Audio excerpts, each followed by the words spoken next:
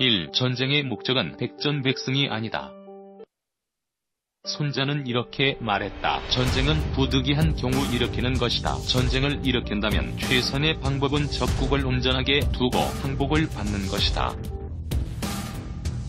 적이 항복을 거부한다면 적국을 재개 불가능하도록 파괴하는 것이다. 이것은 차선책이다. 적이 군단, 여단, 중대, 분대에 대한 전투도 이와 같다. 이런 이유로 100번 싸워 100번 이기는 것이 최선의 방법이 아니요 싸우지 않고서 적군을 굴복시키는 것이 최선의 방법이다. 이와 같이 손자는 전쟁을 정치적 목적을 달성하기 위한 수단으로 보았다. 전쟁은 당연히 승리가 목적이지만 이 전쟁은 수단이지 그 자체가 목적이 아니라고 보았다. 전쟁을 하면 막대한 비용이 들고 양쪽의 사상자는 엄청나게 나오게 되어 있다. 자칫 잘못하면 전쟁에 이기고서도 나라의 국력이 기울어질 수도 있다. 2. 적이 계략을 파괴하는 것이 모든 것의 우선이다. 손자는 말한다. 전쟁을 잘하는 방법의 최상의 방법은 작전을 짜서 적군의 전략을 미리 들여다보고 그 전략을 공격하는 것이다. 이것은 소극적이 아니요 가장 적극적 방법이며 군사를 일으키기도 전에 적이 심장을 멈추게 하는 방법인 것이다. 그 다음의 방법은 외교를 고립시키는 것이다. 이렇게 하면 적국의 경제적 원조나 군사적 원조가 끊어지고 심리적 고립감과 불안감을 가지게 된다. 그 다음은 적군을 적이 성이 아닌 다른 곳에서 공격하는 것이다. 그 다음의 최하책은 적이 자신의 성에서 진을 치고 있는데 그 성을 공격하는 것이다. 방패와 성을 부수는 수레를 수리하고 기구와 기계를 갖추는데 석 달 뒤에 이루어지고 흑산을 쌓으면 다시 석 달 뒤에 끝난다. 장수가 그분함을 이기지 못하여 병사들을 개미 오르듯 하면 병사들의 3분의 1을 죽이고서도 성을 함락하지 못한다. 이것은 마지막에 나온 최후의 전략이면서도 동시에 아군의 재앙이다. 오장원에서 위촉이 대군이 서로 대치 중일 때 사마의는 제갈량이 천하의 기재이며 자신보다 용병술이 뛰어나다는 것을 알고 정면 대결에 자신이 없었다. 그리고 굳이 나가서 싸우기보다는 성을 지키고 방어하는 방어전이 자신의 정치적 목적에 맞고 속전속결로 승부를 보려 하는 제갈량의 전략을 간파하였기에 장기전이며 방어 전략으로 제갈량에게 맞선다. 반면에 사마의를 공격하려던 제갈량은 그 성을 공격하는 마지막 전략에서 멈추었다. 마지막 최하책인 이 성을 직접 공격하는 것은 그야말로 재앙이기 때문이다. 결국 오장원에서 제갈량은 병사하였지만 비상한 계책을 내어 촉군의 병사들을 무사히 귀환시킨다. 이렇게 제갈량은 여러 번의 북벌을 시도해서 실패했지만 아군에 큰 피해가 없게 공격 방식을 절제하며 시도하였다. 매번 큰 피해가 없는 군사 운용이었기에 과거 제갈량은 여러 번의 북벌을 시도할 수 있었다. 사마의는 적군의 전략을 부수었고 제갈량은 공성전을 피하고 후위를 도모하는 전략을 펼쳤다.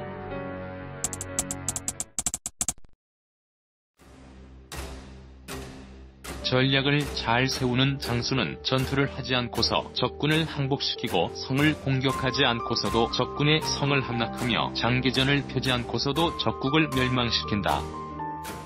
적군이 파괴되지도 않고 항복을 받고 아군의 피해도 없이 완전한 승리를 거둔다면 이것이 완전한 승리이며 이것이 지략으로서 적을 공격하는 전법인 것이다.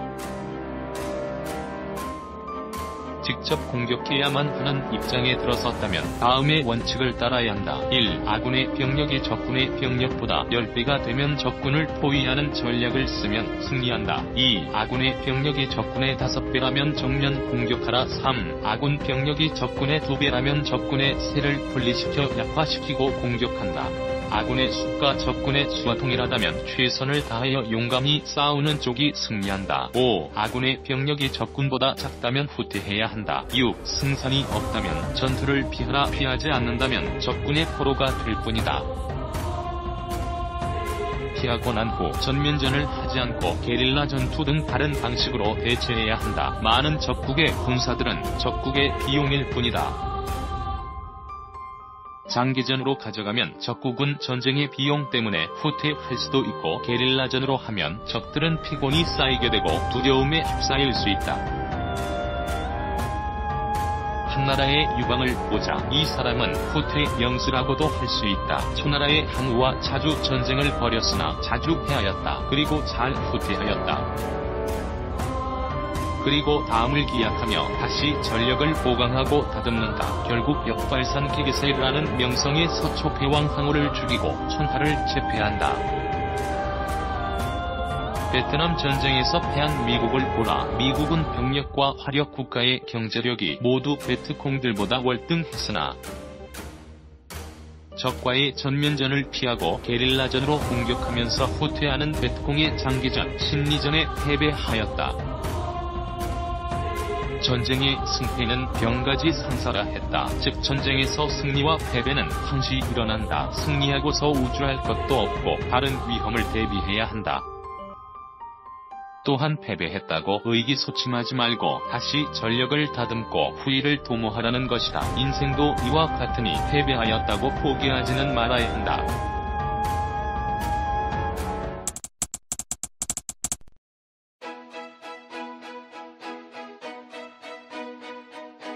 대저 장수는 국가를 보좌하는 사람이니 보좌하는 장수가 임금과 친밀하면 나라는 반드시 강해지고 보좌하는 장수가 임금과 틈이 있으면 나라는 반드시 약해진다. 그러므로 군대가 임금에게 근심하는 바가 세 가지 있다. 첫째, 군대가 진격해서는 안 될 것을 알지 못하여 진격하라고 말하고 군대가 후퇴해서는 안 될 것을 알지 못하여 후퇴하라고 말하거니와 이것을 군대를 속박하는 것이라고 말한다. 둘째로 3분의 1을 알지 못하면서 3군의 정사를 함께하면 군사들을 혼란하게 만들고 3군의 임기응변을 알지 못하면서 3군의 임무를 함께하면 군사들을 의심나게 한다. 셋째, 3군이 이미 혼란하고 또 의심을 지니게 되면 제후는 환란에 이르게 된다. 이것을 군대를 혼란시켜 승리를 물리친다고 말한다. 중국의 삼국시대 유비야오 관우가 죽었을 때 공명과 조자룡의 만류에도 불구하고 한왕에 오른 유비가 친히 관우를 죽인 오나라를 공격하려 출전한다. 이것을 일흥전투라고 불리운다. 양군이 대치 중일 때 유비의 촉군은 50여 개의 진을 일자 모양으로 쭉 나열해두고 유사시 서로 지원하게 하였다. 이러한 형세를 전외들은 제갈량은 크게 한탄하였고 또한 조조의 아들인 위나라의 왕조비도 이러한 유비의 진을 보고 받았을 때 유비가 병법에 무죄하다는 것을 알아채었다. 유비는 반드시 패배한다고 조비는 말하였다. 결국 오나라 장수 육소는 수군을 적진에 급파하고 육상에서는 전군을 동원 불화살 등으로 공격하였다. 동시다발적으로 기다란 촉군 진영을 공격하자 서로에게 연락도 취하지 못하고 연락은 두절되자 촉군은 대패하기에 이른다. 결국 유비는 본거지에 돌아가기도 전에 백제성에서 병사한다. 이것은 개인의 분한 감정을 조절하지 못하고 부하 장수들의 의견을 물리치고 군대나 전법을 잘 알지 못하면서 전쟁에 직접 참여한 군주의 말로라고 볼 수 있다. 또 하나의 예가 있는데 이순신이 7천량 해전을 앞두고 선조가 개입한 사건이었다. 이순신은 연이은 승전의 공로로 삼도 수군 통제사에 올랐다. 이때 조선의 수군 형대는 일본 수군보다 수적으로 엄청난 열세에 처해 있었다. 그래서 한산도에 동제영을 두고 이곳에서 견내량을 시야에 두고 대치하였다. 견내량이라는 험한 지형에 기대어 수정 열세를 극복하려는 것이었다. 하지만 이때 선조와 무지한 신하들은 어리석게도 일본의 스파이 짓에 속아 이순신을 파직하고 고문하고 죄를 뒤집어 씌웠다. 이순신은 백의종군을 하게 되고 원균이 이순신의 즉위에 오른다. 이후 조선 함대는 7천량 대전에서 전멸하다시피 하는 참패를 당한다.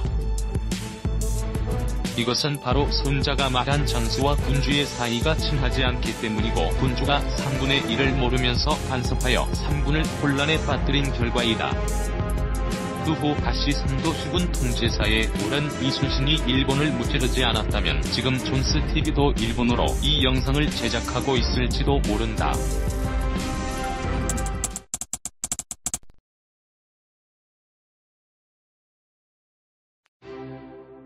그러므로 승리를 아는 5가지 방법이 있다.